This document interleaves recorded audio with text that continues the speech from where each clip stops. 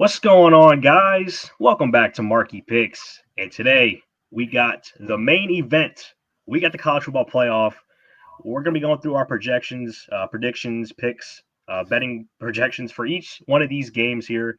We're going to fill out our bracket, and we're each going to crown a national champion here in this video. We're going to have some hot takes on a lot of stuff in this video in terms of seeding, the controversy of who got left out of the playoffs, just stuff like that. So it's gonna be a very fun impact video here today. A lot of bold predictions, hot takes. Me and Deshaun are gonna be here for this video. We got a lot to say, a lot to discuss here for these big time playoff matchups. But Deshaun, you have anything to say before we start diving into some of these big time matchups and headlines we want to talk about here? Yeah, any of you Notre Dame fans out there, you might as well go ahead and turn this off right now because it's not going to be good for you guys, honestly. And I'll just leave it at that. And then also Michigan, don't know what the heck is going on over there, but it is what it is. Yeah, so with that being said, we're gonna jump into like the first headlines of the college football. Kind of this that big headline that came out just today, this afternoon, coming out of Ann Arbor in Michigan. University of Michigan fired their head coach Sharon Moore, really out of the blue. Nobody ever saw this coming. There was reports out there that he allegedly had an inappropriate relationship with a Michigan staff member. So that's ultimately what's the accusations that are coming out right now for Sharon Moore in Michigan, and that's what led to him being fired. And I mean, this is just not a good look for Michigan football and their program, especially moving forward, over the next couple of years. I mean, you just start, a couple years ago when they won the national championship, which I think is a fraudulent national championship. It should be revoked. It should not have counted as a national championship. They got caught for cheating, stealing signs. So in my opinion, they shouldn't even been eligible for the playoffs that year. They should have been, on probation.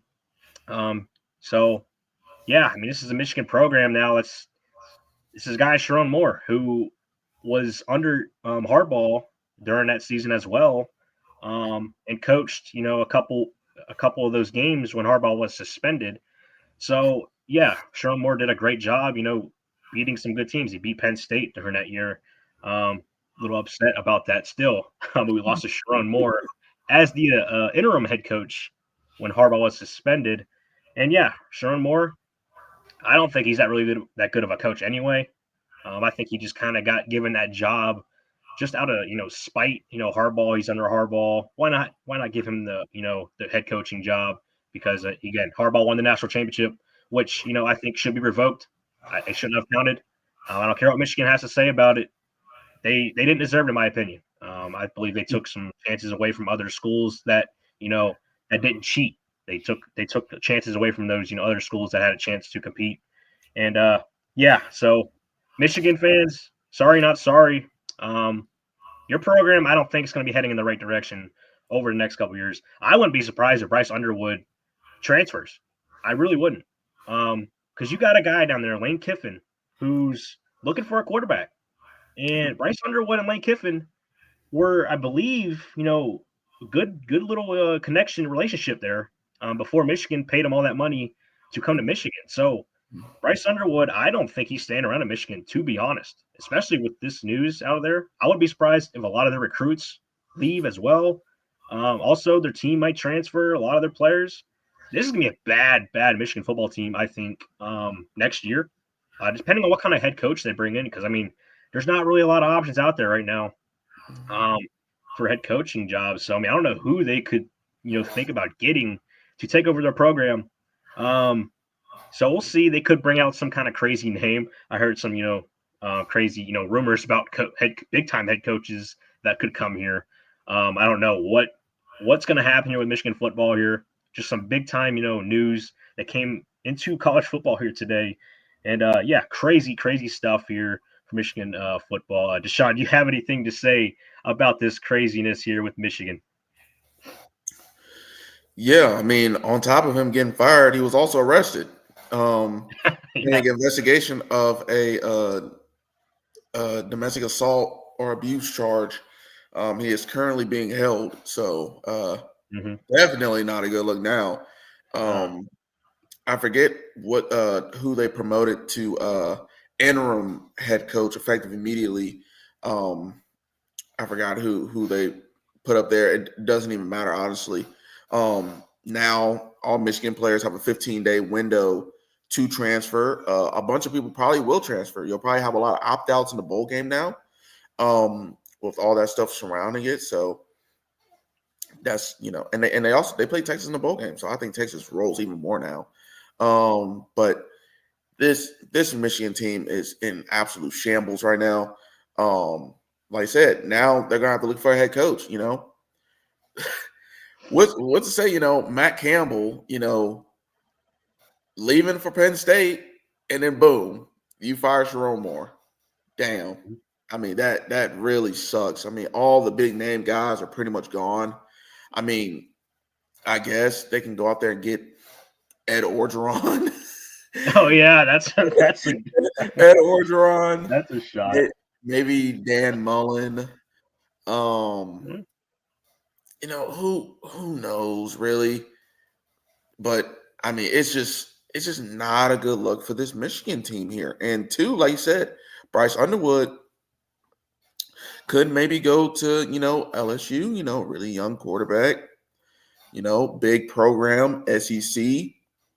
Who knows? I mean, because I know Lane Kiffin will probably want Trinidad Chambliss if he can get another year. If not him or Underwood, I think they might look to Sam Levitt if they can afford him. But Bryce Underwood, wouldn't be a bad option. He'd probably be way cheaper than Sam Levitt as well, and younger, has a lot of years to play and develop under Lane Kiffin. So if I'm Underwood, I'm gone. Simple as that. I'm gone. I'm leaving the program. And like I said, what does this mean for that Michigan team next year? Trash. Absolute garbage. Simple as that. Now, they'll still compete against the bottom feeders of the Big Ten because the bottom feeders of the Big Ten are just that bad. But Michigan, yikes. I mean, just really, really bad spot right now. It's just not looking good. Yeah, I mean, just checking that bowl game spread as of right now, Texas jumped to 6.5 point favorites. I know it was at like 4.5, but that's just in the last couple hours. The spreads have moved a couple points. I wouldn't be surprised if it goes double digits. That's how. I don't think Michigan might be able to even field a team. To be honest, I don't know who they're gonna be able to play because I just think their players. I don't know if their players are actually going to be like even wanting to play now, with all this news coming out from Michigan. So yeah, we'll see what happens with this Michigan program here in the They're going to next opt out. coming. Yeah, They're I gonna mean opt out that would be the icing on top for me. Because again, we're gonna get to Notre Dame in a second, but I mean, some of these hated rivals that Penn State has are getting screwed big time, and I love to see it. Being a Penn State fan, so yeah, definitely love seeing that. So yeah, we'll see what happens here with Michigan. Bryce Underwood. I just think Bryce Underwood's a lock to go to LSU. To be for real, I just see that as a great spot for again, Lane Kiffin and Underwood have a great relationship as well. He was actually committed, I believe. I don't think he was committed, but he just had a really strong relationship with Lane Kiffin as a high school recruit. Um, but again, Michigan paid him a lot of money to go to Michigan. That's why he ended went to Michigan. Um, but now we'll see. He could also stay at Michigan because again, starting quarterback at a big time, Big Ten conference, you might want to keep that spot because again, if you transfer, again, especially if you're not good enough, you might not be the starter.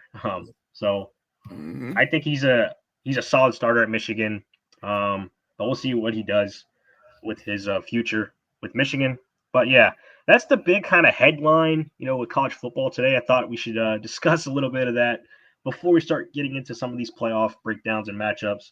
But yeah, let's go ahead and jump into like the first headline for the college football playoff, and that's the seeding.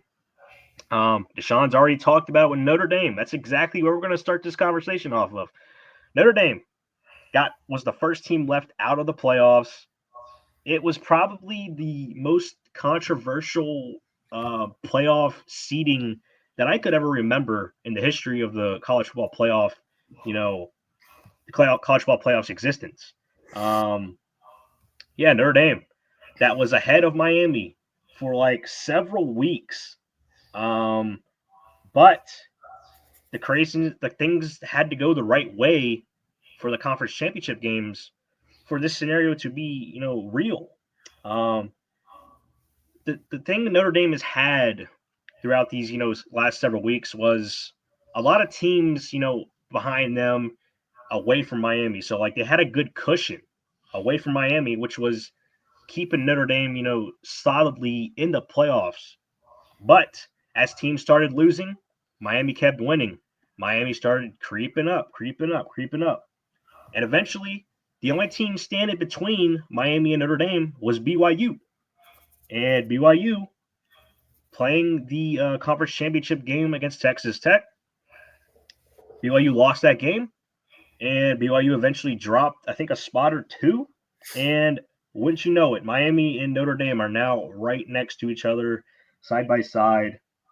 And I mean, in my opinion, there's no other criteria you need necessary to put, Notre Dame over Miami. I don't see that. Yeah, I don't see the argument for Notre Dame fans. I don't see it. Um, yeah, have you guys looked great? Have you guys looked just? Have you guys been killing every team? Yes, you have. But you guys also just played Miami early on in the year. I understand it was early on in the year, but hey, you still played the game. It still matters. And Miami, they beat y'all. So you guys have the same records.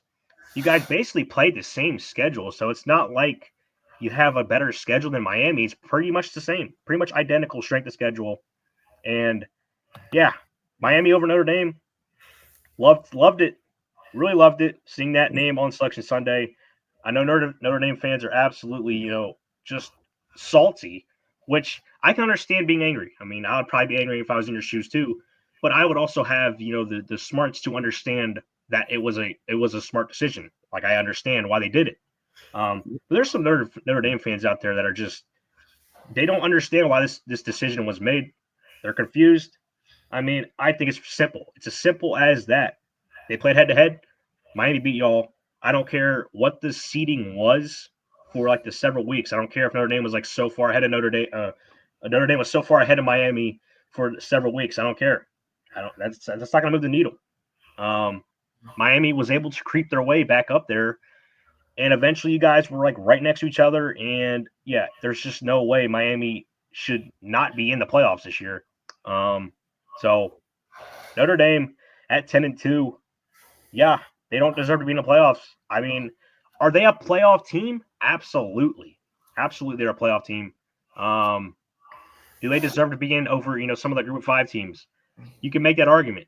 You definitely can make that argument. But the way the format is the five highest conference champions get an automatic bid. So that's five seeds right there.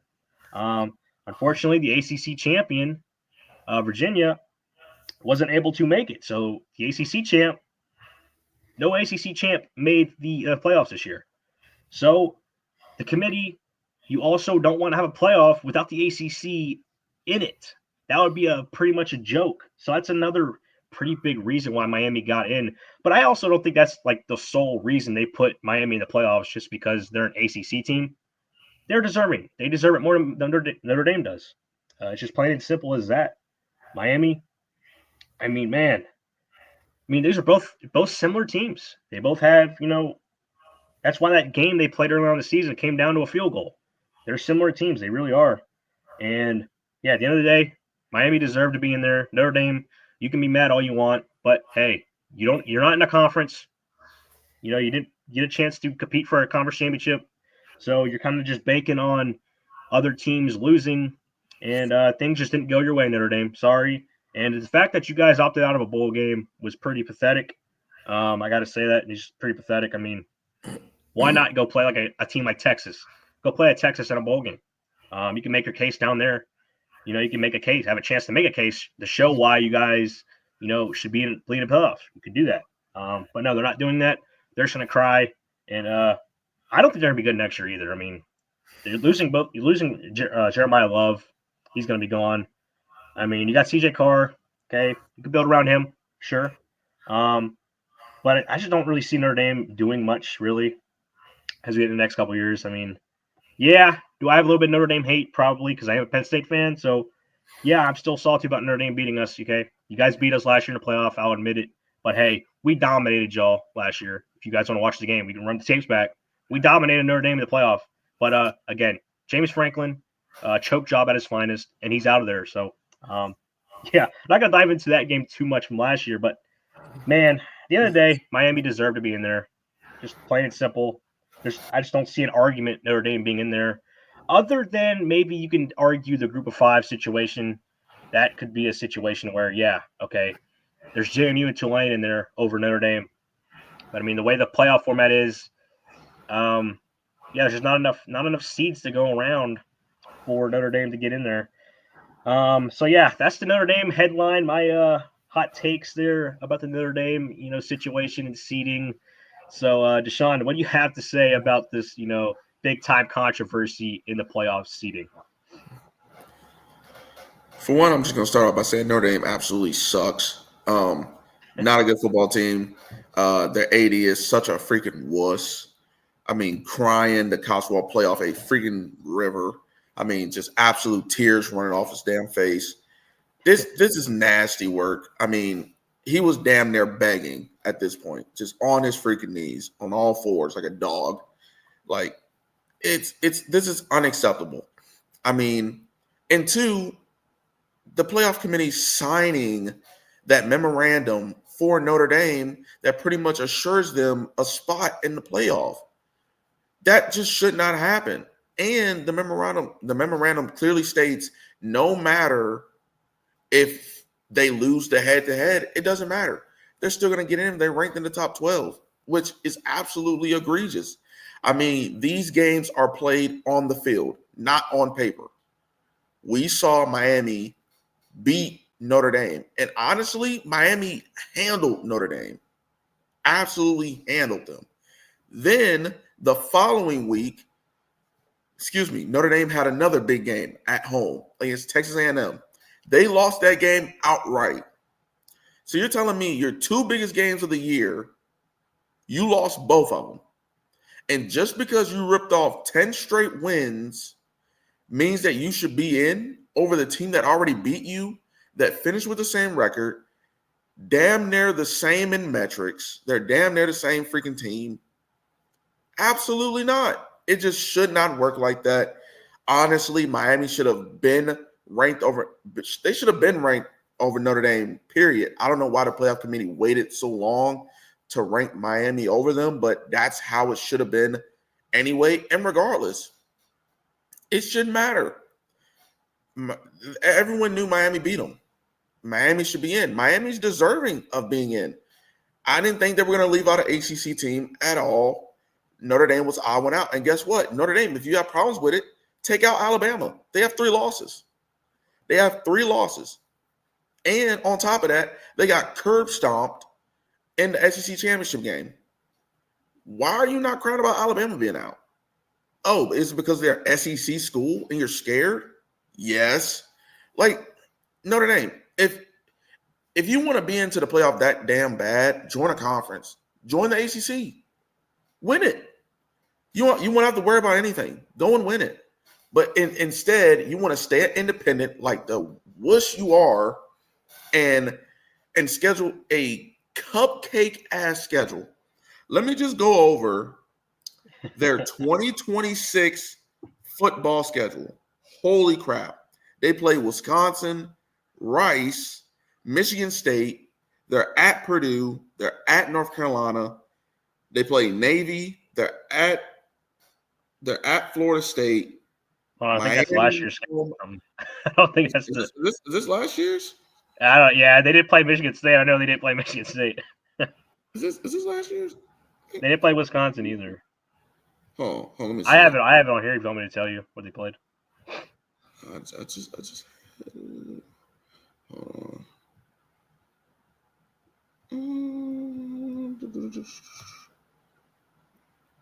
bam. I think this is it. Yeah, I think that was correct. Wisconsin, Rice, Michigan State, at Purdue, at North Carolina, Navy, Miami, Boston College, SMU, they're at Syracuse, Stanford, and USC. You've got to be freaking joking. You got to be joking. I mean, this is nefarious work here. Literally, Syracuse, holy cow. Stanford, holy cow. Boston College, wow, guys. Are we serious? At Purdue, really? What did you just do to Purdue this year? Holy Christ. Michigan State, didn't they just fire their head coach? Oh my days. Rice? You're joking. Rice. Wow. Hey, they beat Pitt Wisconsin. though. Hey, Pitt's probably their best win. Wisconsin. Wisconsin. Wow. They're the best team they play on here is Miami. They get them at home. And SMU, they get them at home. And cool, they play USC. Oh, and let's not forget Navy. Holy cow. This is insane. This is pretty much incentivizing Notre Dame to play a cupcake schedule. That's all this is, with them assuring their spot in the playoff from now on. I think it's until like 2030 or something like that before the memorandum ends. The only way Notre Dame could be in the playoff is if they're ranked number 13. Committee, do it. Put them at 13. Put them at 13. Put them at 13.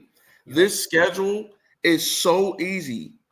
I mean, wow. And like I said, their two toughest games are at home, Miami and SMU. SMU's not going to be the same team next year. Miami's not going to be the same team next year. Wow. Like, what about Virginia Tech? They're on the rise. Why not play them? Why not go play Penn State or Oregon or Indiana or Ohio State? Oh, I would love Why that. not go play those guys? Why are we still scheduling Michigan State and Purdue? Why are we still doing that? Why are we scheduling Wisconsin? Like, this is insane. Like, I don't know how much Notre Dame's AD paid off the playoff committee. I mean, I know their pockets are filled with cash. This is insane how they could even allow something like this, because pretty much all this is going to do is, it's going to come down between Notre Dame and an SEC team with a way better resume, and they're going to leave the SEC team out because of the memorandum, and it's going to cause absolute uproar. And I'm pretty sure they don't want to get into it with the SEC. Notre Dame, this is not a good look for your program. You are wusses. And then opting out of your bowl game. Wow, great job. Shows how much you care about college football now. I mean, cheating your way in. Like I said, if you would have won one of those tough games early in the season, you wouldn't have to worry about anything. But you didn't get it done. I don't care if you weren't playing good at the early season. I don't care. Win those games. Win the games. And you won't have to worry about this. I don't care that you ripped off 10 straight wins. I don't care if, I would pick Notre Dame to beat Miami right now. I don't give a shit. They already played. Miami beat them. Simple as that. So Miami deserved it. Playoff committee made a great decision putting in Miami. Granted, like I said, Notre Dame would be great for the playoff. They would.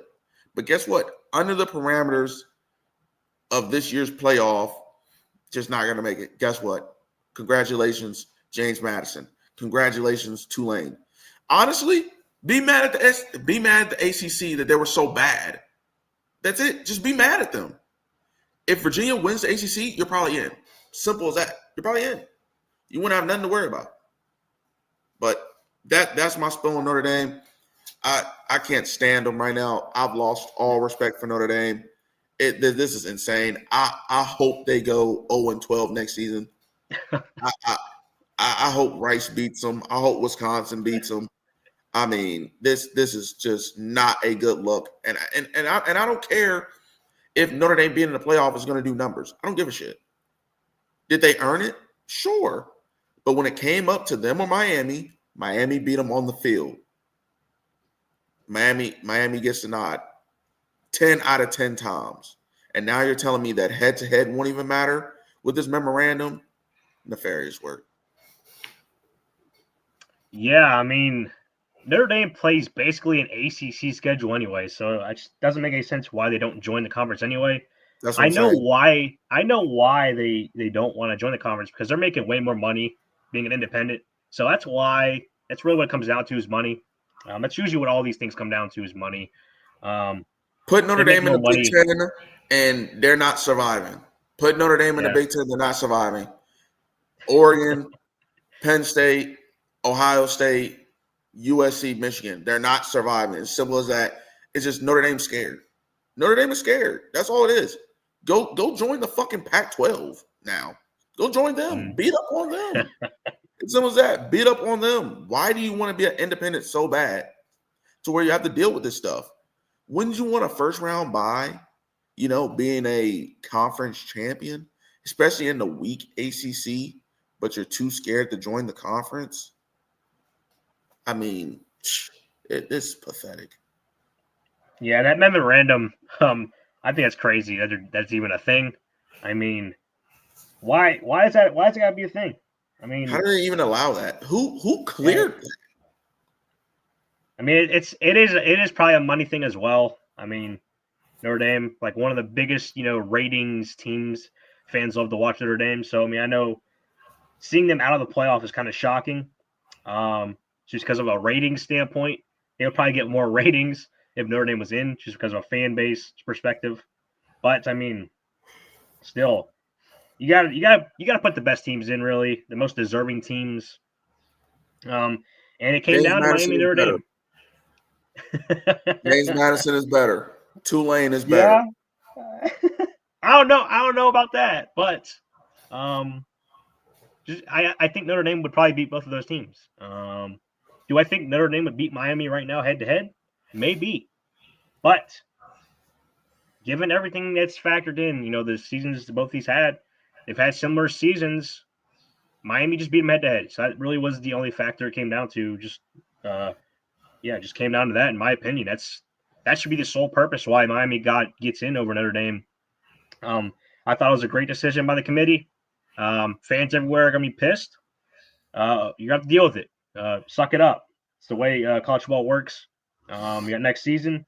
You have to suffer through that pain and all the off season. So yeah, and I think Notre Dame's also mad because they're probably not going to have another good team like this that they had this year. So that's probably another reason why they're going to be upset because I just don't know if they're going to have the kind of caliber team that they've had this year and last year. So I don't know if Notre Dame will ever have a top team like this again. So I think that's another reason why they're also mad because they probably don't think they're going to have another outstanding team like they've had this year. Yeah. So I mean, Didn't Minchie also enter the transfer portal for Notre Dame? I don't remember. I'm pretty sure Minchie entered his name into the transfer portal. Oh, okay. The Yeah, I'm Notre Dame. not. Yeah, I don't know too much. I haven't looked into that part of it, but yeah, I mean, we'll see what happens here with Notre Dame moving forward in the next couple years. Again, the playoffs, they're always going to be in the discussion now with their cupcake schedule. They're always going to be there. They're always Yep. going to go like 10-2. They're going to be right. We're probably going to be. We're talking about this next year, probably. I wouldn't be surprised. They're sitting at 10-2 next year, looking on the outside, and we're going to be talking about an SEC snub probably or Big Ten snub. Um, with that memorandum, top 12 seed, Notre Dame automatically gets into the playoffs. So yeah, crazy, college football controversy that happened there in the playoffs. Ultimately, I think the playoffs do expand probably a little bit more, probably go to 16, in my opinion. Um, or there's another rumor out there where the group of five teams have their own kind of playoffs.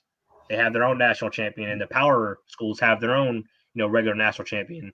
I think that could be a pretty good, a fix. It gives other schools a chance to win like a national championship. And again, puts the power schools, the big time matchups in a playoff situation to crown like the big time national champion. So we'll see what happens in terms of the playoff format moving forward. But yeah, Notre Dame. Do you have anything else on Notre Dame, Deshaun, before we move on to the next topic here? Nah, they done pissed me off for the night. All right, so that's our rants there about the Notre Dame Miami seeding controversy. There is another headline though we have to talk about, and that's Alabama. Now this is where it could get interesting because again, Alabama was ranked ahead of both Miami and Notre Dame. They're number 9 right now in the playoff rankings, and to be honest, it's obvious that the committee doesn't, factor in the conference championship games that much. It's pretty clear. The conference championship games don't really mean anything for teams playing in it. So what I think what I think needs to happen is if they're going to keep the conference championship games around, some of these bubble teams need to play an extra game. It just has to be a case. Because these conference championship games don't really mean anything at this point. So yeah, I mean, Alabama basically didn't move anywhere. I mean, even when they got slammed, they just said, "Hey, you had to play an extra game. Other teams didn't have to play an extra game. We're not going to factor that into your, playoff seeding." So, yeah, Alabama ultimately got destroyed in the conference championship game, but based on the season that they've had, they ultimately were put in the playoffs. So, I mean, I don't hate that decision either. I thought, hey, they had to play an extra game. They shouldn't get penalized for playing an extra game I that other do. teams didn't have to. Even though they got slammed, I understand. But hey, other teams, who's to say if Notre Dame played like Texas or somebody and Notre Dame gets slammed? Who's who? These teams didn't have to play an extra game. So I just think they need to do away with the conference championship games. Really, I just think they're pointless. Really. So yeah, not much to say about that. I do think Alabama. I do like them being in. I think it's fine. Um, What about BYU? BYU. They got absolutely spanked, and they moved down spots. Just moved them down. What happened to Yeah, the moved game down not one. mattering? What happened to them not mattering? Though, Yeah, I mean, their only 2 losses were against Texas Tech twice. I mean, other than that, I mean, granted, like I said, you can say that BYU has better metrics than Notre Dame. yeah, Honestly, I mean, and BYU they got killed and they vaulted. I mean, absolutely just dropped out, like not even an option. So you can't just pick and choose who's going to drop out. Who? Because, like I said, Alabama got murdered. They got did the same way, yeah. and that's their 3rd loss. There's never been a 3-loss team in the college football playoff until now, and you let it happen. And the thing was, hey, if Alabama gets murdered in this game, do they drop out? They got murdered. Nothing happened. BYU got murdered. They dropped down like 2-3 spots. Insanity.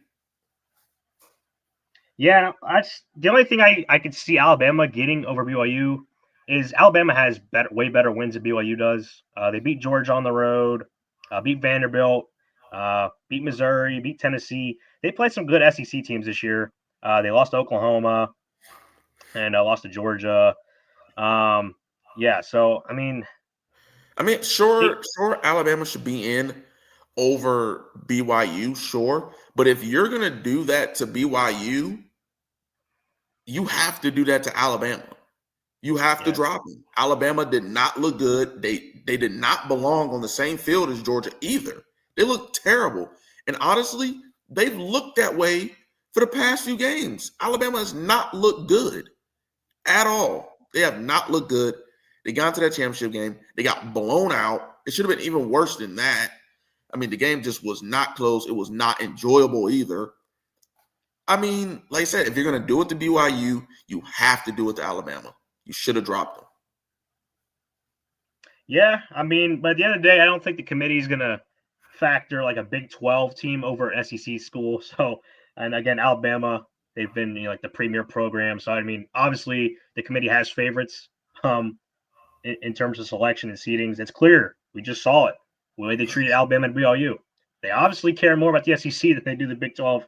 Yep. And yeah, But at the end of the day, I think it's the right decision. I think they got the seeding right. I mean, I don't have any complaints really. Um, again, I don't mind Alabama being in. I don't know, Deshaun, you probably think Alabama should be out, right?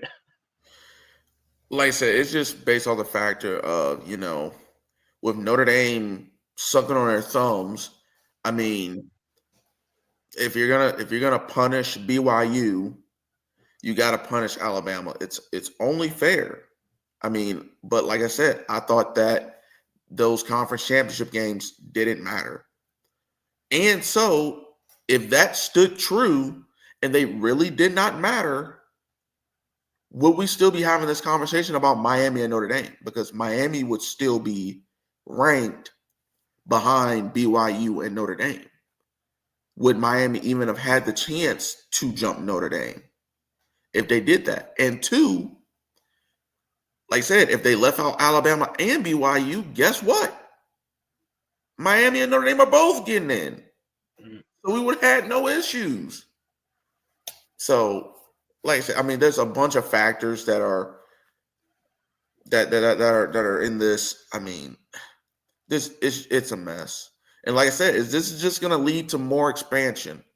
And I don't think we need it because every year it's going to be this, hey, we feel like we deserve to be in, even though we're at a 16-team playoff. Hey, we deserve to be in, man. Look at our resume, man. We deserve to be in over this team. But then they're going to expand it again to 20. Then it's going to be freaking 50. It's going to be college basketball. It's going to be March Madness. Oh, my God. Like this, it's man, college football, the state of college football is not good right now. It needs to change. Yeah, I mean, I loved when they expanded the playoffs. That's a great idea. When you expand it from 4 to 12, great idea. I mean, especially the type of games that we got last year. Especially like the first round matchups. Get home playoff games. Those Yeah. environments that you get at those types of situations are off the charts amazing. But when you're still gonna have, I think you're always gonna have controversy. Um, again, like you just said, teams on the outside are like even if we expand to 16 teams, you got 17, 18 seeds thinking we should be in over that 16 seed. So yeah, there's always going to be controversy. Um, I think 16 teams would probably be the max limit I would go to. I think 16 is probably just enough at that point. Um, again, the FCS does it where 24 teams get in. They have a pretty big time playoff. I like the way their format is. It's pretty enjoyable to watch. So they could do something similar to that. I wouldn't mind seeing that being a thing. Again, these playoff games made a lot of money and stuff. So the playoff idea is great, but it definitely needs to be changed. Definitely needs to be changed. Some things need to be worked out um, in terms of seeding. Because when we get into some of these first round games here in just a second, you're going to see why it probably needs to be changed a little bit. Because yeah, some of these games here in the first round are going to be I think probably um, pretty much snoozers to watch. But yeah, do you have anything else, Deshaun, before we start breaking down some of these college football playoff matchups? No, man, that's all the rant I got. I'm ready to run through these picks. This is going to be fairly quick for me. I see a clear path to a natty. All right, with that being said, we're going to move our way into our college football playoff bracket picks now. So first matchup here, we got number 12 seed JMU, the champions of the Sun Belt Conference. They got the auto bid into the playoffs, and they're going to have to be traveling to Autzen Stadium in Oregon in prime time. And man, JMU, you had a great season. You guys do deserve to be here. Given the state of the ACC, conference, you guys, you were the next conference out after ACC, decided to be trash this year. So you guys got the chance to go to the playoff game. You get a chance to go on the road here, out to Oregon. Just have fun out there, enjoy the environment, enjoy being here. But you guys are likely going to be absolutely destroyed in this game by Oregon. Yeah, I think Oregon wins this game 42-14. I think that could be a realistic final score.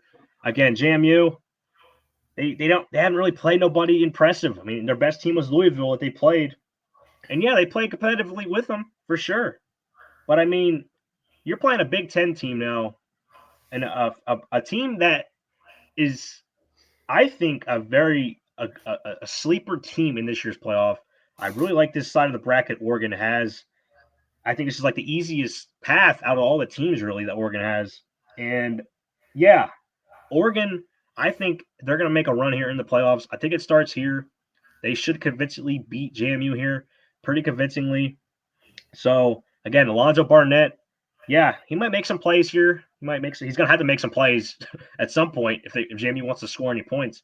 Um, but again, JMU's defense, they have been solid. Okay, I'll give them that. JMU's defense has been solid, but you're playing, lower competition. Now you're playing, a top 5 team in the country, and yeah, you're on the road here in Autzen Stadium. I don't think JMU is really going to give a flip about this game for real. They're just going to be happy to be here. I don't think JMU has a prayer in this game. This is definitely the worst game of the first round, in my opinion. Again, Oregon should stop them here pretty bad. It is in prime time, so everything's going against JMU for this game. So yeah, Oregon should stop JMU here. Deshaun, what do you have? I already know what you're going to go with, but what do you have? Any insight for this game? Yeah, fellow Oregon fan here. This is gonna be a funeral. Um, I'm so sorry for James Madison. I mean, right up the road for me. Right up the road. I mean, like, and what made it even worse, this game was in prime time. I mean, good Lord. I mean, have mercy on James Madison. I think we're getting healthy at the right time. We're playing good. Last year we were the 1 seed, had rest, played Ohio State in the next round, got blown out. Simple as that. Now, opposite position, started off right, home game against James Madison. I think this game, honestly, it reminds me a lot of when we played Liberty. Mm-hmm. I think it'll probably be a similar game to that. I'm not sleeping on James Madison because, we've seen, Oregon play close games against the likes of Idaho. So, I don't think we're going to get that here. But like I said, this just reminds me a lot of the Liberty game. So, I think we do win the game. I think we do cover fairly easy. I think first quarter, you're going to get James Madison's best effort. But after that, I mean, it's just going to be an absolute ass whooping. I mean, James Madison has never played a team like this. Like I said, I know they went to Louisville and hung around. Honestly, probably should have kept that game even closer and maybe even won the game. But Louisville ain't Oregon. It's just not, especially in prime time in Autzen Stadium. Yeah, not like this. So yeah, RIP James Madison. Yeah, I mean, if JMU wants to try to keep this game competitive, they got to play defense. They got to try maybe force some turnovers. If they can force some turnovers, they should be able to hang around in this game. That's their only chance, though. But the way Dante Moore and this Oregon offense has been playing, they have been playing mistake-free football for the most part. And yeah, I just don't. As long as Oregon doesn't do anything stupid play calling wise, just call normal plays, run right down Yep. to the throat. Oregon should be able to dominate JMU here. Just the line play. It's just too much for JMU. Oregon's offensive line's great. JMU's defensive line, they haven't seen anything like Oregon's. So I just think the physicality factor is just too much for JMU to overcome. So Oregon will fly by JMU here in the first round with an easy win here. So on to the next matchup we're taking a look at here. It's going to be probably, I would say, the second best matchup we're going to see in the first round. It's Alabama taking on Oklahoma. This game's also being played in prime time. Oklahoma is the home team. And man, Alabama can really, show the committee and all the haters why they deserve to be in a playoff here with a win over Oklahoma. Now, Oklahoma over the last 2 years, they've beaten Alabama. So Oklahoma's had great success against Alabama. But I just see this as a spot here. Alabama, they hear all the media noise out there. They hear it. Oklahoma, I don't think they're that good of a team, to be honest. I mean, their defense is the reason they're here because their offense is not impressive at all in the slightest. Um, And I just think, these two teams actually just played earlier in the year. Again, Oklahoma did win, and it's hard to beat a team twice. It just Yep. is. And again, this Oklahoma team doesn't impress me. They just don't. I mean, their defense has to play here if they're going to have a chance to win. If their defense isn't playing here, this Alabama offense can score at times. We'll see how Alabama plays here because in Alabama they looked terrible against Georgia, and they really didn't look great against Auburn either. So this Alabama team hasn't looked great here in the last, down the stretch. So it's a little bit concerning on the Alabama side of things. Yeah, I just think that game against Oklahoma earlier this year, that was a game Alabama was like trailing or early on in that game. They were down 10-0. They came back. It was really just a kind of a gutty performance. Alabama had a touchdown, take a 21-20 lead, but Oklahoma was able to get like a field goal in that fourth quarter, and Alabama just wasn't able to take over that game. But this is a competitive game. This is going to be a great game here. It's probably gonna be a little bit low scoring, but I think this is a chance here. If Alabama comes out here and just dominates, Ty Simpson, I think he's gonna have his best game of the season tonight in this game. Um, Again, these two teams just played. Alabama's been hearing all the noise. They can't beat Oklahoma. Oklahoma was the reason they didn't make the playoffs last year. Now they can kind of get some revenge on Oklahoma with a win in the playoffs. I think Alabama, Kalen DeBoer, who I would say he could be a sneaky candidate for the Michigan head coaching job. We'll see if Alabama loses this game, if Kalen DeBoer will stay at Alabama. Yeah, I don't know. I don't know what the situation will be if that's the case. Because I know Alabama fans don't actually like Kalen DeBoer as the head coach. I don't really know why. He's only been there like 2 years. They're still a great football team. They just missed the playoffs last year and they made it this year. So I mean, you can't really expect Nick Saban type of stuff at Alabama. You know, but again, for this matchup here, I'm taking Alabama to win here on the road. Again, I just don't trust Oklahoma's offense, and I think Oklahoma's offense is going to have to score points in this game. Um, and again, this Alabama team just saw Oklahoma, so they're going to have a lot more, play calling and game plan for this Oklahoma defense. I think they come way more prepared. Again, but the running back situation for Alabama is concerning, definitely concerning. Jam Miller, he didn't play in the SEC championship game, and I don't know if he's going to be healthy enough for this game. I don't know what the news would be. Again, they had -3 rushing yards in that championship game against Georgia. That's insane. They didn't even have a positive rushing yard. That just tells you how bad the rushing game was in that game, and that pretty much sums up what the score. I mean, they lost 28-7 and -3 rushing yards. That's pretty much the sole purpose of that game. You can just look at that stat right there, and it'll tell you why Alabama got slammed. Alabama's got to be able to establish the run in this game. Daniel Hill, he has to be a factor. He just has to. Ryan Williams, where are you at, man? Where are you at? You're supposed to be this top wide receiver, and you've been like a no-show over the last couple weeks. He's got to be involved here in this game. It's just a must if Alabama wants to win this game. And Oklahoma on their offensive side, John Mateer, I don't really trust him. I mean, he just hasn't. He looked great in like the first couple games of the season, but then he had that hand surgery, and he just hasn't looked that great. So yeah, I mean, there's not really a lot of stars that I like on this Oklahoma offense. I mean, they just don't really play explosive football. So I think Alabama comes out here on the road. They're able to put on a great performance here, and I think Alabama they can make a lot of haters, prove them wrong here in this game. I like Alabama to win. Deshaun, what do you have for this matchup? Yeah, so it is very hard to beat a team twice. I know Oklahoma has owned Alabama these past 2 seasons. First matchup, like I said, in Norman. That's when Alabama had Jalen Milroe. Absolutely boxing them up. I blew them out, honestly. And then Oklahoma walking into Alabama's trap, taking over their trap, leaving with the dub. Man, Alabama has to fix their offensive issues. They just have to. And, they have to figure out that run game because Alabama is very one-dimensional right now. Very, very one-dimensional.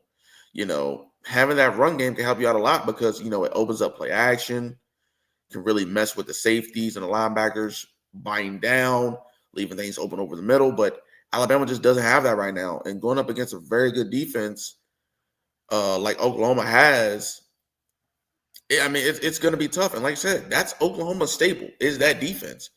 They ain't got to worry about that offense because that defense is going to get it done. That defense is going to score points for them, and that defense is going to put them in short field, situations to where they're already in field goal range, but they have a chance of punching it in. Like I said, if I had to pick a quarterback who I trust more in this spot right here, it'd be Ty Simpson. I trust him and Kalen DeBoer more in this spot. Alabama definitely has the better offense. Oklahoma has the better defense, in my opinion. And like I said, Ryan Williams, he has to wake up, man. He has to. I mean, how can you go from first round aspirations to damn near 6th round, 7th round, damn near Tom Brady pick? Yeah. Jesus Christ. I mean, but yeah, Alabama honestly probably should have won in Tuscaloosa. I don't see Alabama turning the ball over that many times.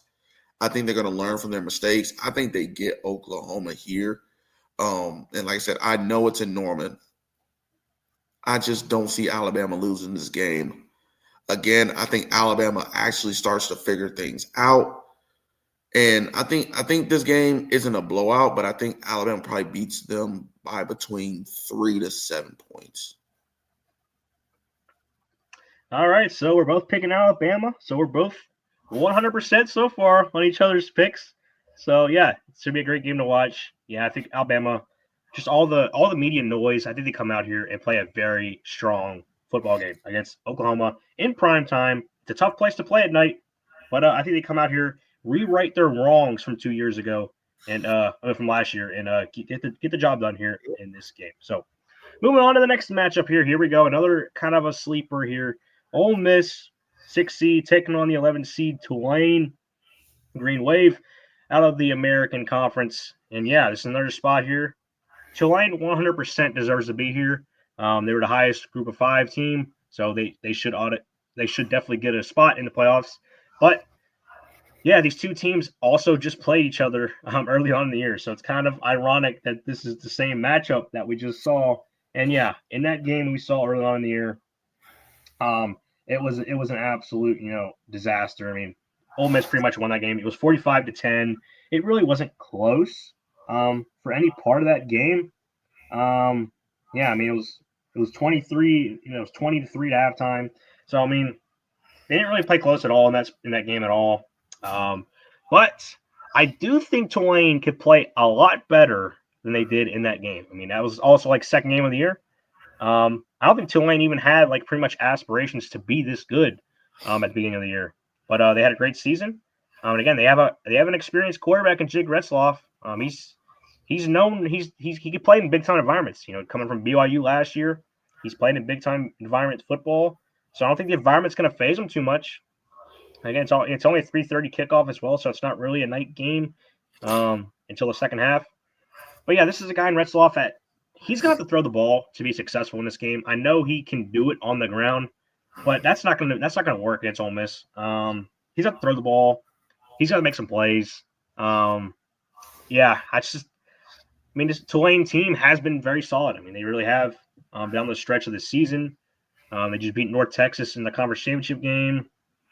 Um, but I mean, they didn't really get North Texas' best effort in that game. I don't think it was kind of some shaky things that happened in that game. But this Tulane team can play some strong defense at times, and I think they definitely play inspired here for sure. And you got the other side of this game, Ole Miss interim head coach, well, not interim head coach, Pete Thamel, I think is their permanent head coach now that they hired. He was their defensive coordinator. So I guess they just automatically made him the head coach. So maybe some of his players would stay next year. But yeah, I mean, we'll see what happens here with Ole Miss in this game. But I just think Ole Miss is the better team by a lot here. Better offense. And again, Tulane's defense, I do think they could probably make some plays. But I mean, this Ole Miss offense is one of the tops in the country, really. They have dual for the quarterback. They can run the ball. I think Q1 Lacey, Trinidad Chambliss, they're going to overpower Tulane's defense here. Do I think Retzloff can make some plays in this game? Yes, I do think Retzloff can pull some tricks out of his hat. and wow some people with some of the plays he's going to make in this game. I do think Tulane keeps this game a little bit close, but I do think Ole Miss eventually wins by a couple scores when it's all said and done. But I think Tulane will definitely hang around for at least a half here. I think they can learn a lot from that game that they played earlier in the year. Got some tape on them. Got some things that they can work on offensively that can work a little bit better. Again, Retzloff, he's got to make some plays through the air. That's going to be the key for Tulane's offense. Because again, him running around, that's not going to work here. He's got to make some throws for Tulane to be successful on offense. But yeah, Ole Miss is going to win this game. So that is my prediction. Deshaun, what do you have here? Yeah, this is gonna be pretty fast for me. Give me Ole Miss. I mean, I know this is the second time that they're playing. I do expect a better effort from Tulane.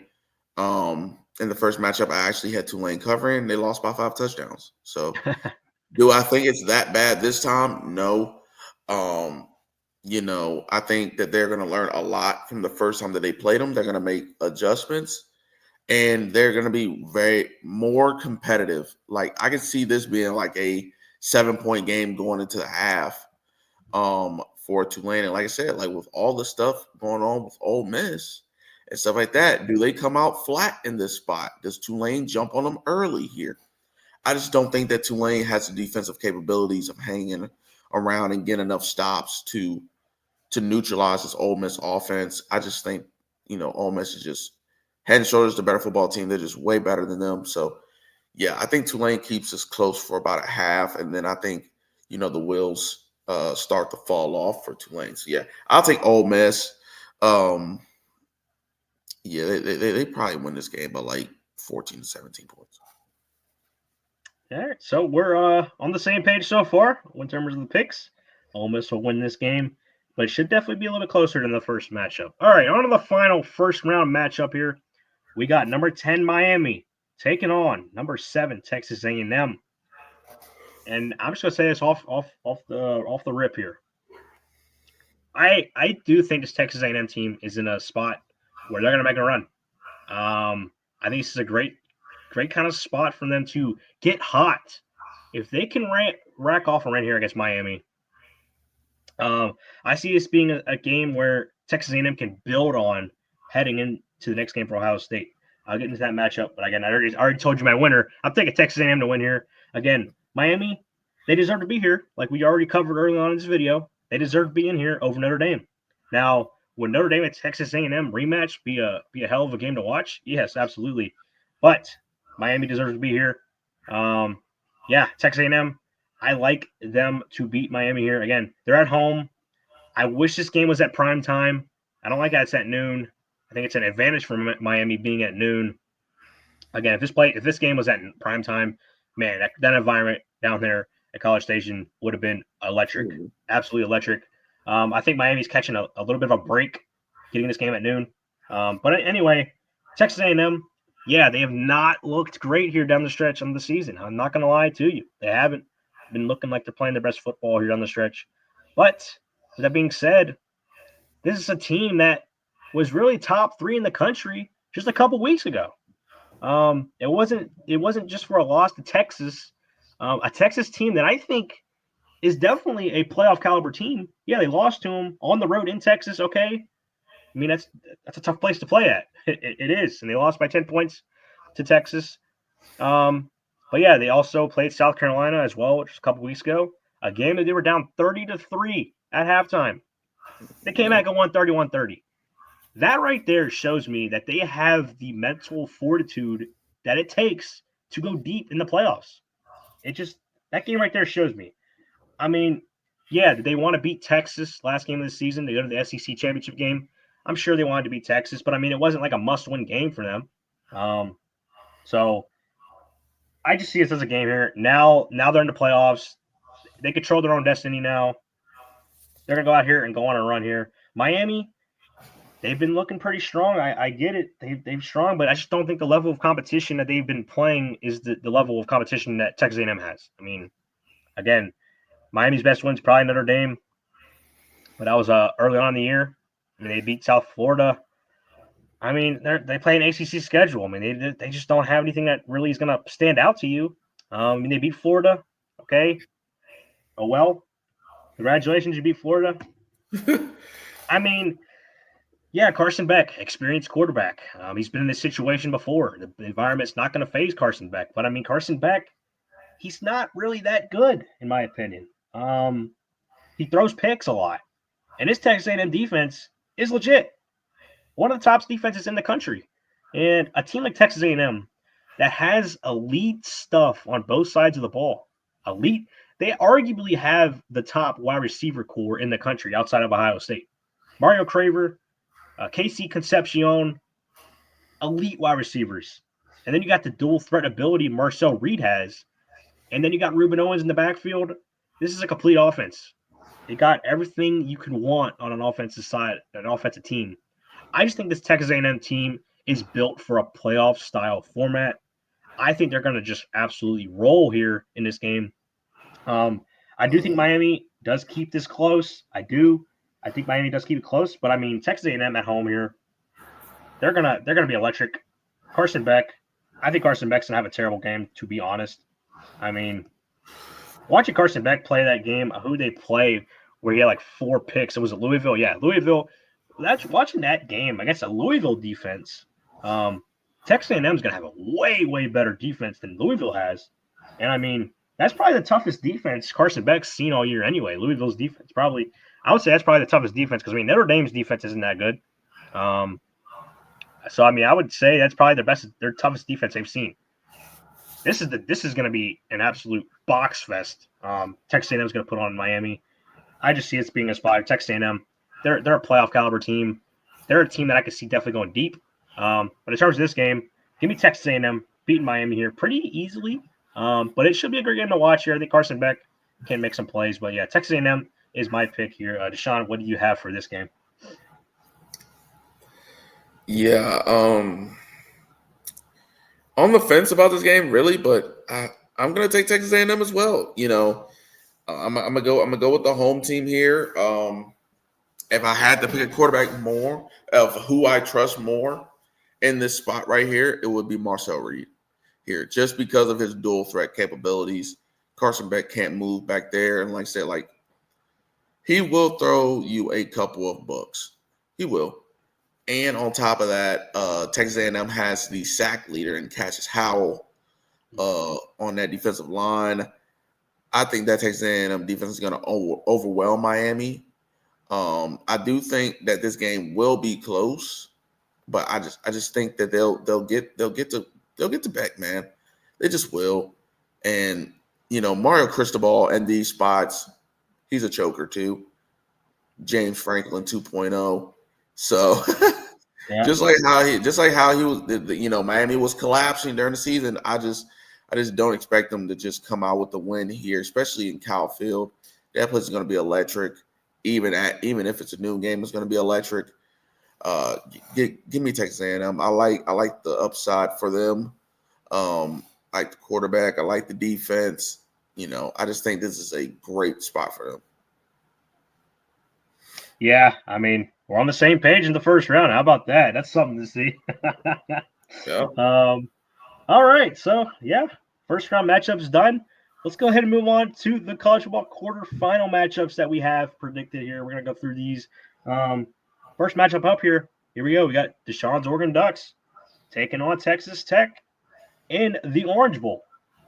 So, for this matchup right here, I mean, I'm gonna try to go through these quick because we don't know if these are gonna like the confirmed matchups. So I mean, we could easily see some kind of upsets happening, but I don't think anything in the first like JMU's not gonna beat Oregon, no way. So this definitely should be the matchup that we see in the next round. And I mean, man, this Texas Tech team, man, not taking anything away from what they've been doing this year. I mean, they dominated this year. They dominated the Big 12. They haven't. I think they only lost one game to Arizona State, I believe. Yeah, and I mean, hey, this Texas Tech team, I really do love. Love watching them play. They have the experienced quarterback in Baron Morton. They have an elite defense. But man, I think it ends here for Texas Tech. I really do. I do like this Oregon team. This Oregon team has been a like kind of an under the radar team. I don't think anybody's really been paying enough attention to really. I think this Oregon team's actually a legit contender here to make a run. And I'm picking Oregon to beat Texas Tech here in the Orange Bowl again. But I think Texas Tech, this is the best team that they're going to see all year. I think it's just a little bit too much because this is going to be a pressure game. This game's going to be close. And Texas Tech really hasn't been in too many close games this year. So how will they do with some adversity that throws their way? Because Oregon's going to give them some adversity for sure. So how does Baron Morton and this Texas Tech offense play with adversity? It's going to be something to watch here for this game. I think Oregon is able to make enough plays on defense. Um, I think they make some sacks on Morton. I really do. I like their pass rushers. I think they can get to Morton. Morton's not really much of a runner, so I think Oregon does a great job collapsing the pocket and makes it tough on Baron Morton all game long. So yeah, I'm taking Oregon to win. Deshaun, I know what you're already going to have, but you have any insights to this game here? Yeah, like I said, two great defenses matching up. Like I said, not going to take anything away from Texas Tech. What a hell of a season for them. I mean, it really shows you the power of NIL. And then bam, first round bye. Who would have thought? But very, very good season for them. Very, very good defense. Offense is it. They have a good offense. They have a good offense, but they leave things to be desired. They really, really do. This is an offense that leaves a lot of points on the field, and I think that spells true for Oregon in this game.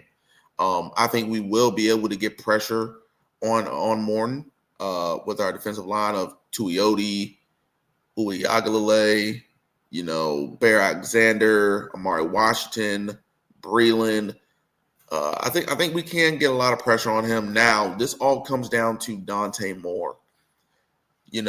Facing a good defense like this, granted, he's faced better defenses during the season. He's battle tested.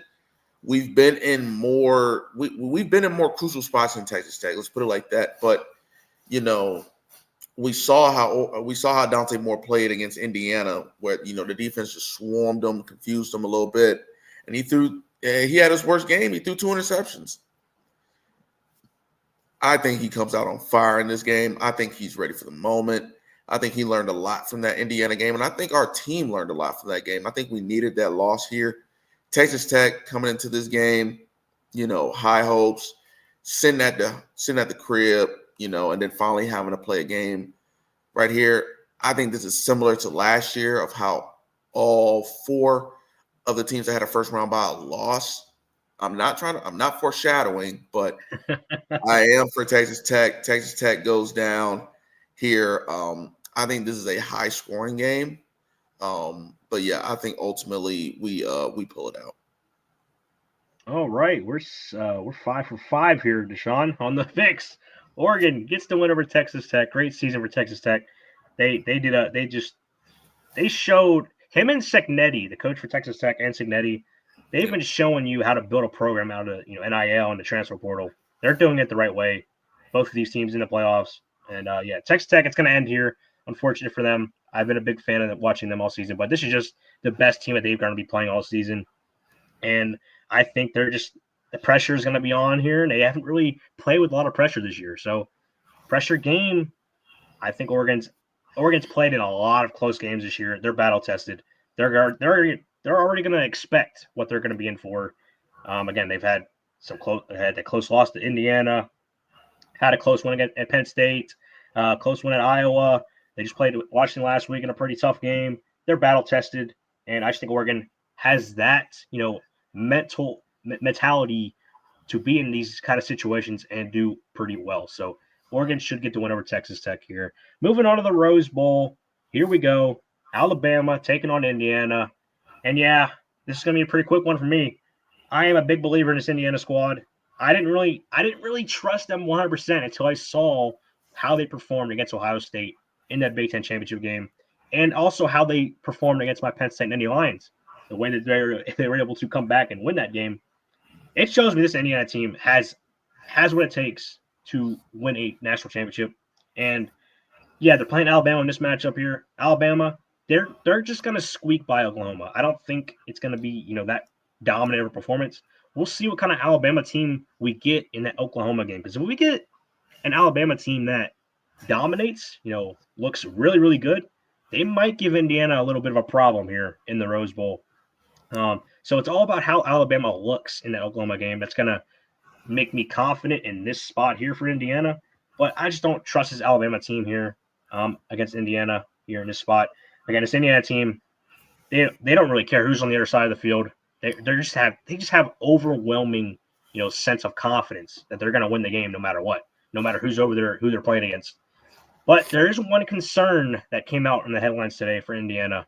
Star defensive end Stephon Daly is going to be out for the playoffs. That's a huge loss for Indiana's defense. I mean, this is like one of their top defensive ends all season. The transfer from Kent State. I heard he got hurt during a celebration in the Big Ten championship game, which is just That's not that's funny. tough. That's tough. That's tough, man. That's got to be tough. That's definitely going to hurt Indiana's defense in this playoff run. But I just don't think that's going to be a factor really in this spot here. So I think Indiana can get by Alabama with that without that being being really a cause. So yeah, I think Indiana beats Alabama here in the Rose Bowl. But again, it all depends on how Alabama looks in that first round game. But yeah, I think Indiana is able to come out here. They just have so much momentum right now. That's what it's all about, momentum. So give me Indiana to beat Alabama here in the Rose Bowl. Deshaun, what do you have here?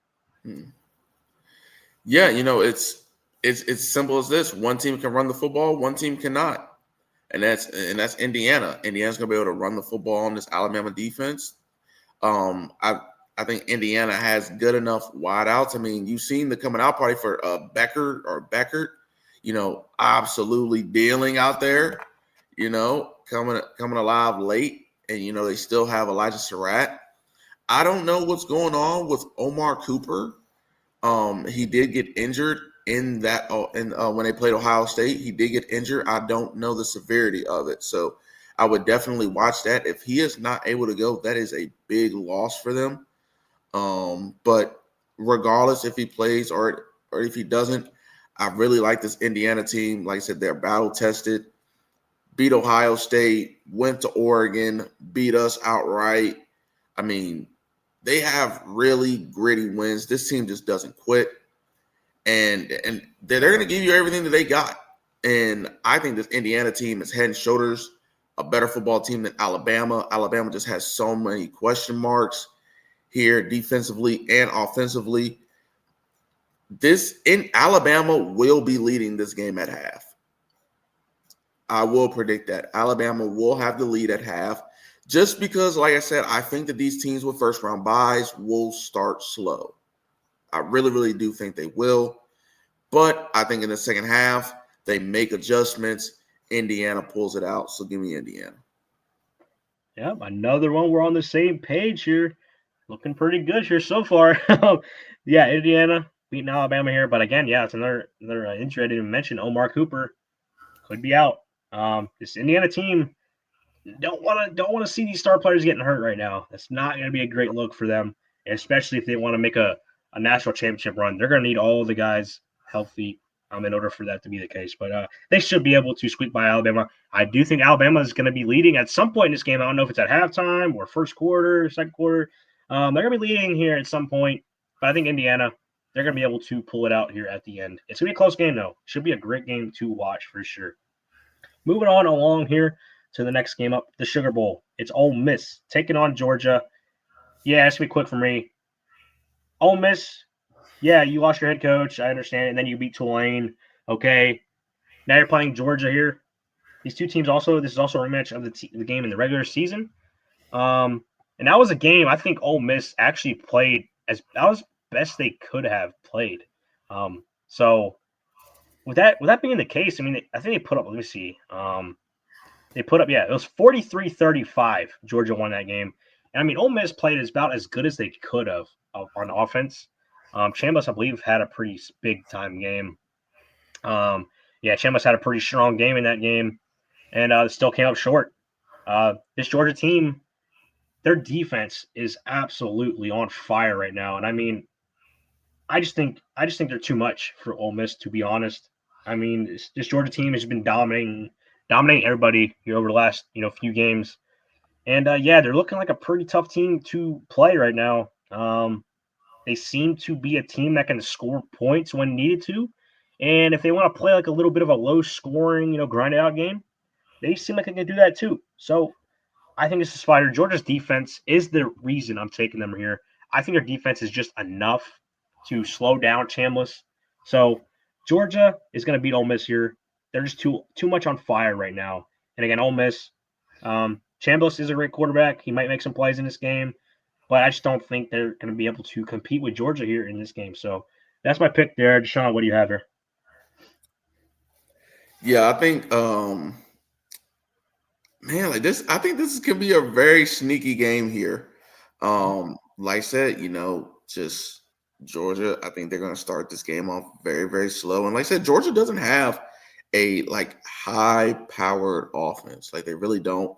I think their defense is starting to come alive now, which I think will be the deciding factor in this game. I like Trinidad Chambliss a lot. Gunnar Stockton, not a big fan of him, but I mean he gets it done. He gets the job done late, and he just knows how to win games. And I think this is also another close game here. I think Ole Miss can, man. I want to do it, but I'm not going to do it. I'm going to take Georgia here. Um, I just feel like that, Ole Miss honestly should have beat Georgia in Athens. They really should have. I think they outplayed Georgia, honestly. Yeah. The Ole Miss looked like the better team out there, and getting another crack at them. And Georgia is rested. It may be a bad spot for them early in this game. I think Ole Miss can be leading at some point, maybe after the first, maybe at halftime as well in this game. Honestly, because like I said, everyone for Ole Miss will be back coaching this game except for Lane Kiffin. And but like I said, I think Georgia's defense doesn't make enough plays, and Gunnar Stockton, unfortunately, pulls out another stunner, just pulls another one out of his hat, and Georgia moves on. Yeah, in that game that these two teams just played early on in the year, Ole Miss had a 35-26 lead in the fourth quarter. Yep. But, they just weren't able to close out that game and get the win. And Gunnar Stockton and this Georgia offense, I think that was their best offensive performance actually all season. Stockton went for 26 out of 31 for 289 yards, 4 touchdowns, no interceptions. I gotta say that's probably his best game he's had all year. Also, Nate Frazier, 72 rushing yards on that game. Stockton also ran for 59 yards in that game as well. So Stockton had his best performance against Ole Miss, and now they're a better team, I think, right now. I mean, this Ole Miss has too much. I just don't think the coach. First time they're trying to coach with the new coach. Pretty big time game because that game against Tulane shouldn't be really a sweat. Now, how's the coaching decisions going to play out in this spot here? Kirby Smart's been here before. He's the better. He knows how to coach in these situations. Pete Thamel, the coach for Ole Miss, he doesn't really know how to call plays in this situation. So I think that's the difference. Georgia's the better team. We're taking Georgia. We're on the same page once again here with these picks. Yep. All right, on to the final quarter, final game now. Here's where I'm going to have a stand. It's the Cotton Bowl. We got Texas A&M taking on Ohio State. And, man, I hate to do it to you, Ohio State, but I'm taking Texas A&M to upset Ohio State here in this spot. Probably the most controversial pick I'm going to have here on this whole video. But the reason I'm taking Texas A&M, the reason I just said against the game that we just covered against Miami, they have the team to compete with Ohio State. I think out of any other team here in this playoffs, they can go toe-to-toe with Ohio State at pretty much every position. You can take Casey Concepcion and Jeremiah Smith, pair them together. Pretty similar players. Jeremiah Smith is definitely better, but Concepcion is right there with them. He's not far behind. Mario Craver, Carnell Tate. Again, similar types of players. Carnell Tate is the better wide receiver, but Craver still not far behind. So they have elite wide receivers on this A&M offense. And then again, the dual threat capabilities of Marcel Reed. It's kind of a similar, I think it's a better type of offense than Indiana has with Mendoza and its wide receivers. And again, A&M's defense, very strong. I think Ohio State's going to have problems here in this game. I really do. And again, their offensive coordinator, Brian Hartline, he's going to USF. Is he actually going to be motivated to call plays for this game? I don't know. He might just want to go ahead and start his head coaching journey at USF. And I think that had some problems to do with in their Big Ten championship game against Indiana. Because again, Hartline, I guess he really didn't game plan much for Indiana in that game, and it showed. Ohio State did not look great against Indiana on offense. And again, Brian Hartline is really the key, I think, to this Ohio State play calling scheme. And I just don't know. I don't know how invested he is really in this kind of game. And again, you want to play the card here like last year. What did Ohio State do after a tough loss at the end of the year? They ran the table in the playoffs and won it all last year after that loss to Michigan. Now they lost to Indiana in the Big Ten championship game. Does that fire them up and go on another run, win the national championship once again? Maybe you can make that argument. But again, I'm playing the Brian Hartline factor, and the fact that Texas A&M has the wide receivers and the offense to score with Ohio State if they need to score. Because I do think this game could be high scoring. I just think these two teams are very similar in a lot of ways. And again, just a couple weeks ago, this was 1, 2, 3 in the seeding. So I mean, this is a big time matchup for sure. And I just think this is a spot here. Texas A&M, after coming off that win against Miami, I think they beat Miami in pretty dominant fashion. I think once they do that, they're gonna have the extra game. They're gonna be hot. Ohio State having a little bit extra time off, probably not gonna be the best thing for Ohio State. Um, so yeah, give me A&M here with the upset win over Ohio State. Should be a great game to watch. It's gonna be the I think the best game in the quarterfinals in total. But yeah, Texas A&M should win here in a pretty shootout. It's also being played in Texas as well, so you get a little bit of a home field advantage for Texas A&M fans here. So yeah, Texas A&M upsets Ohio State in the playoffs here. My first upset, bowl prediction here of the bracket. But Deshaun, what do you have for this game? Yeah, pretty much a de facto home game for Texas A&M, but this is where we differ. I'm going to take Ohio State here. Um, I just think that they're the better team here. Like I know Texas A&M is Washington like times like 5. I mean, they remind me so much of Washington. I do think Marcel Reed will give Ohio State problems on the ground because Ohio State usually struggles with mobile quarterbacks who can make plays on the run, use his legs, use his feet, and still be able to make those down the field. I think they have the receivers to get downfield and get open on their corners, in which their corners do play a lot of man to man, and they are handsy, so you can draw some PI calls on those guys. And you know, Ohio State can get ran on. They were getting ran on by Indiana. They were getting ran on by Michigan. I think Texas A&M has a good stable of backs who can run the ball. So, like I said, it would be nice for Texas A&M to win this game, but I just think Ohio State has been here before, and they're just going to overwhelm Texas A&M. I do think Ohio State's defense is just that good, and I think Marcel Reed will just make a couple mistakes, and that'll cost him the game. So yeah, I'll take Ohio State here. They probably win this game by like 2 touchdowns. Yeah, I mean, I'm taking the quarterback play as another angle because Julian's saying, I mean, he really hasn't been tested this year in terms of defenses that he's played. I mean, the toughest defense that he played was just Indiana, and he did not look good in that game at all. It's definitely his worst game of his career. And they're playing a Texas A&M defense here that's going to be just as good as Indiana's. I I just think don't know. he's facing. I think this will be the best pass rush he's faced all season. Yeah, for sure. Yeah, Definitely the best pass rush he's faced all season. yeah, and just because of that, how is he going to respond to that? He hasn't really seen it.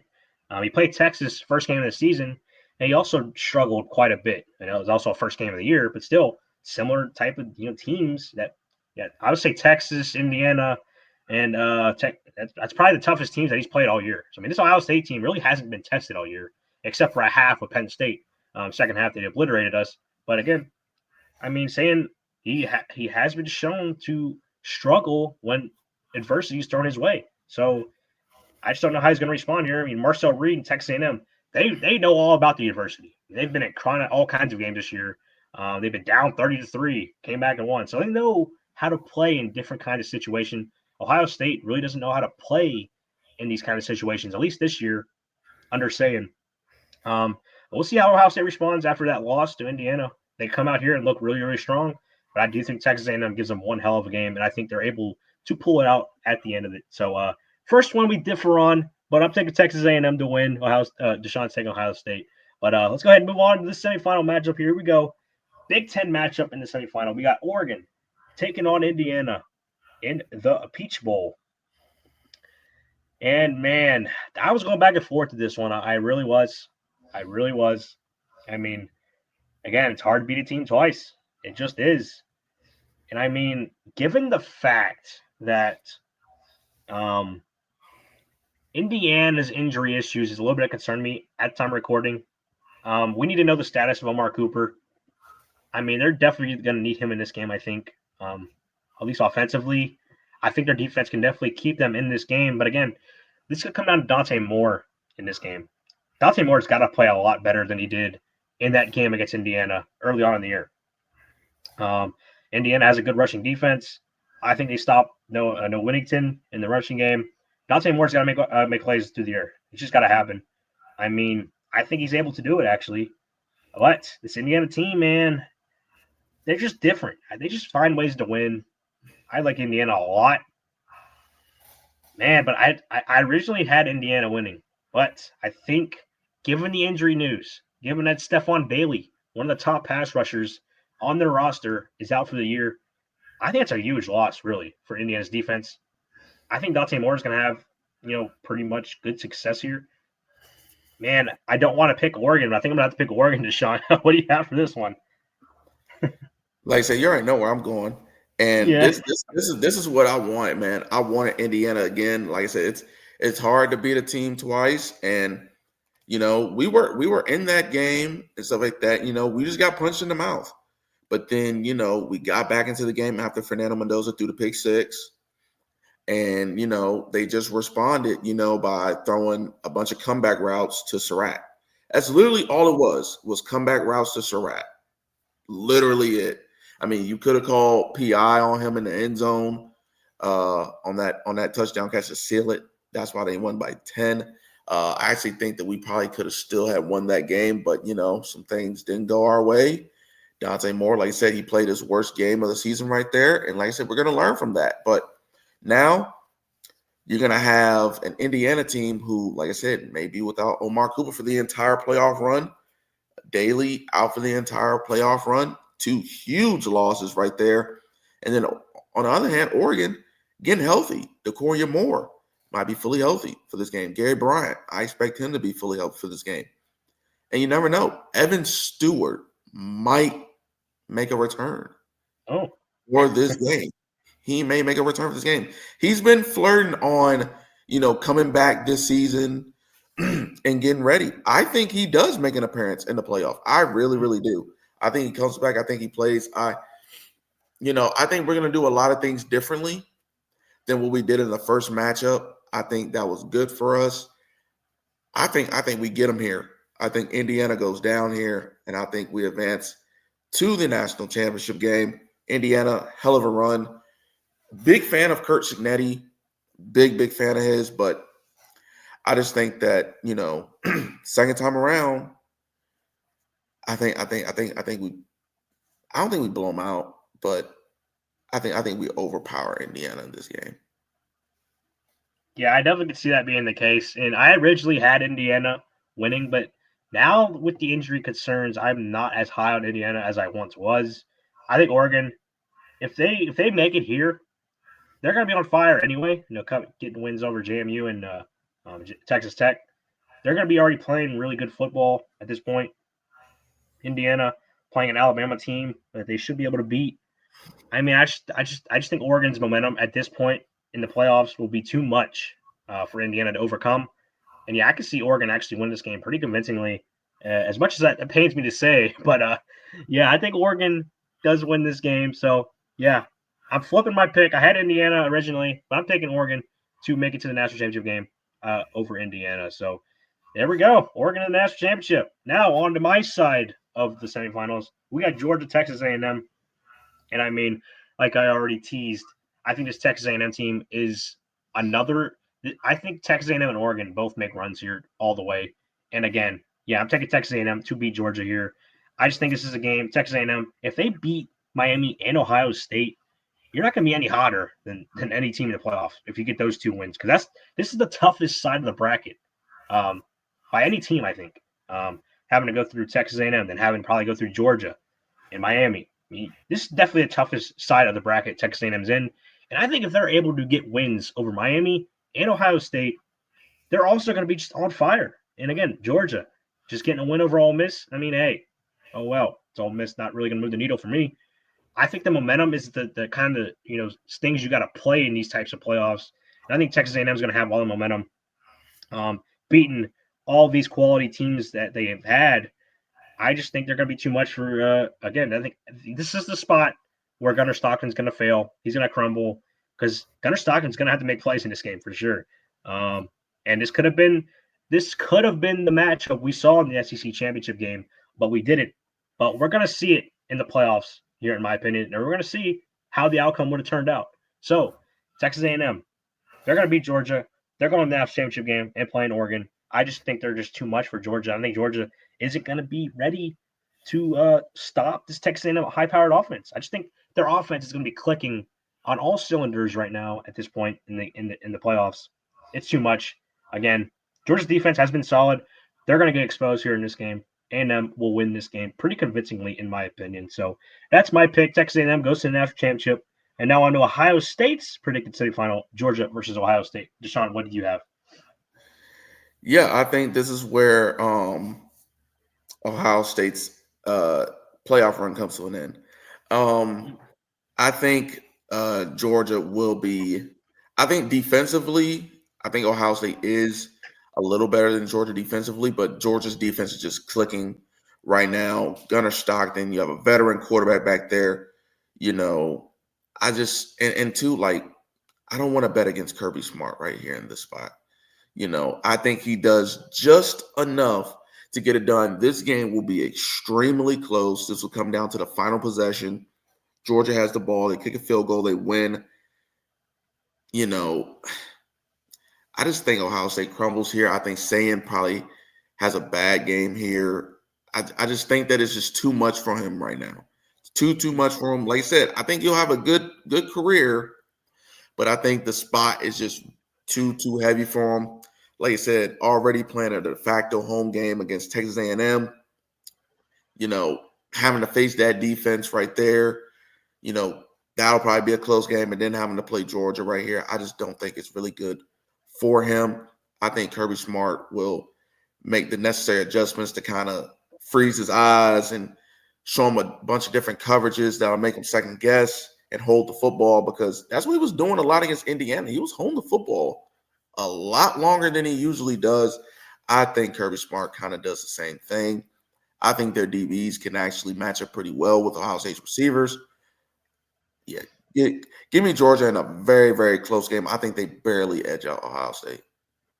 All right, so Deshaun's taking Georgia to beat Ohio State in the semifinal matchup. But now I'm on to my side of the national championship here. So here we go. We got Oregon taking on Texas Tech here. And yeah, I just see this as a spot here where I can't seem to find the dang national championship spot here. It's right here. Okay. Yeah, so Texas A&M and Oregon. I think this is a game where, man, both these teams I picked to make a run from the first round. I just think Texas A&M getting the wins that they've had on this crazy run. They getting wins over Miami to start the playoff run, getting a big upset win over Ohio State, then beating Georgia, who's the SEC champ.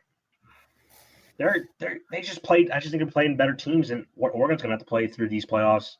Again, Oregon went through Texas Tech, Big 12 champ. Okay, solid team, and then Indiana, but probably could be an injured Indiana team. And again, second time you're playing them, so yeah, Oregon's going to be hot at this point as well. So I mean, this is going to be a great game to watch for sure.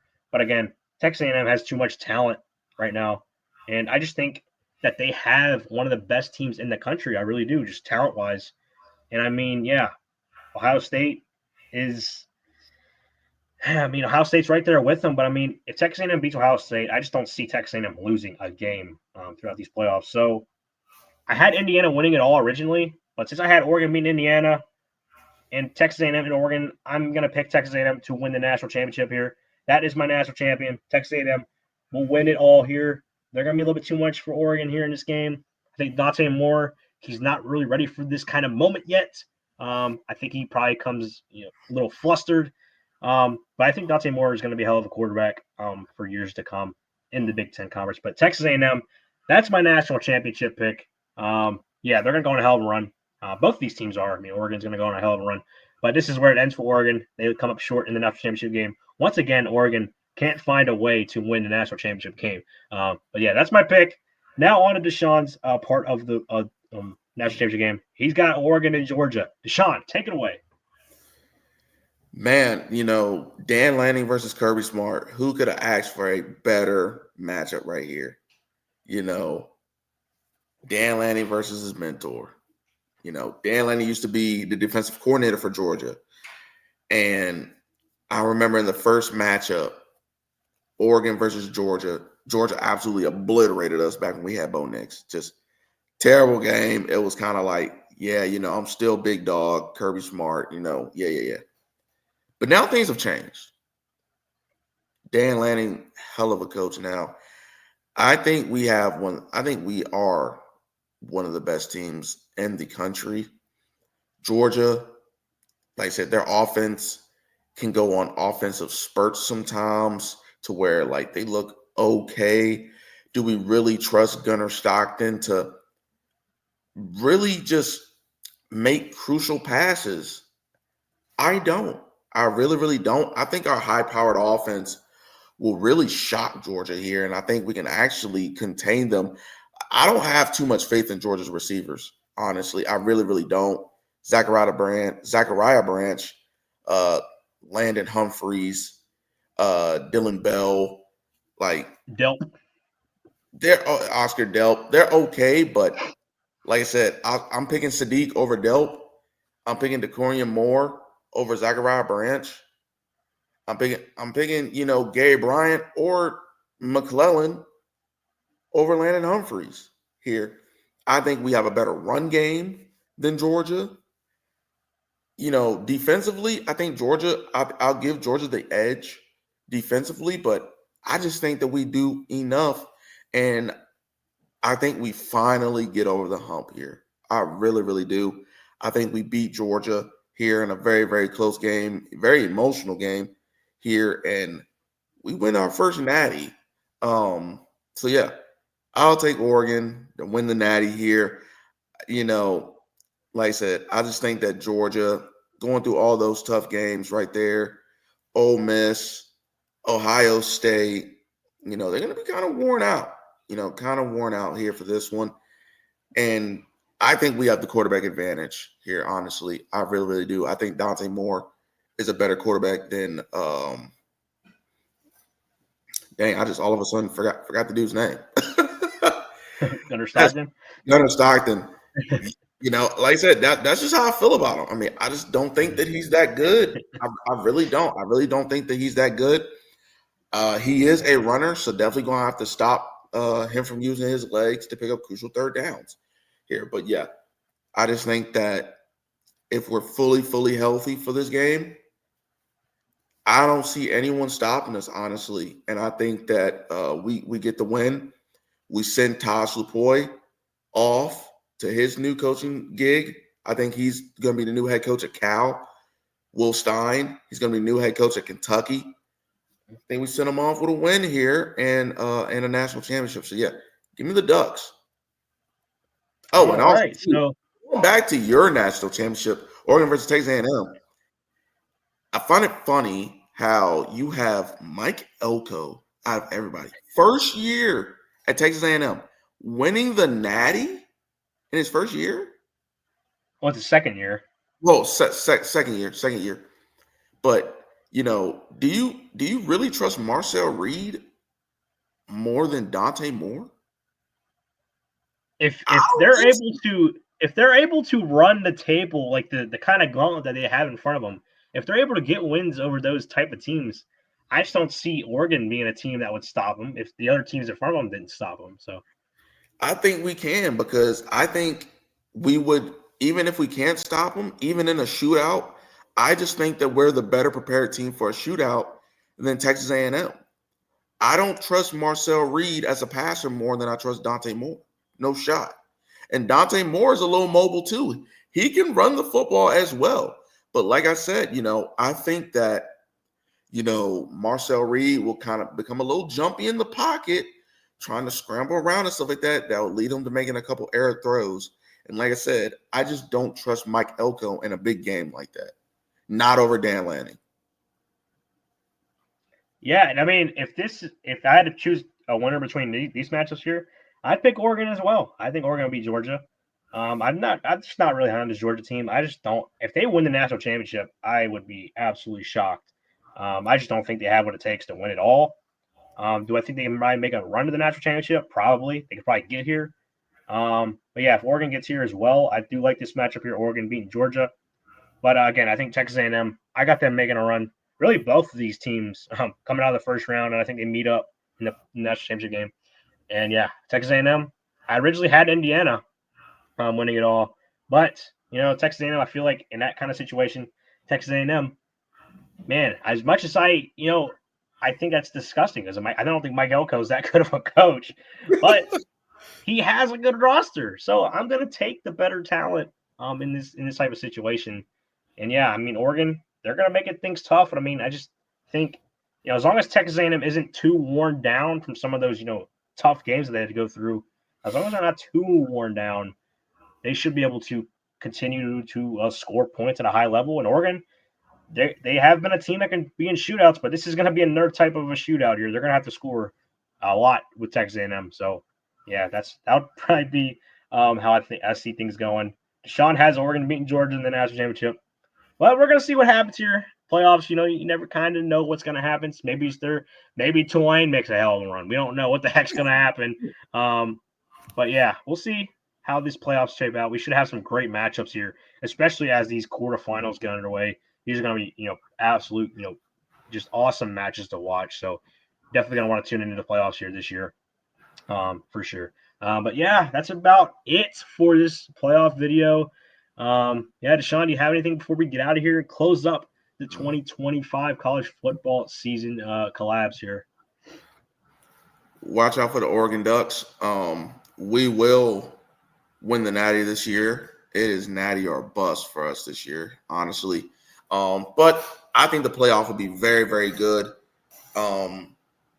Honestly, like I said, I could see upsets, not in the first round, but I could see a bunch of upsets in the second round. Who knows? Every team that had a first round bye might lose to where our picks are just completely terrible and they're all wrong. And you get Ole Miss versus Texas A&M, and you get Oregon versus Bama. So, I Or mean, Oklahoma. or Oklahoma. So, Oklahoma would be disgusting. Oh, that would be a terrible game. oh God, man, I would love Oregon versus Oklahoma. My God, yes.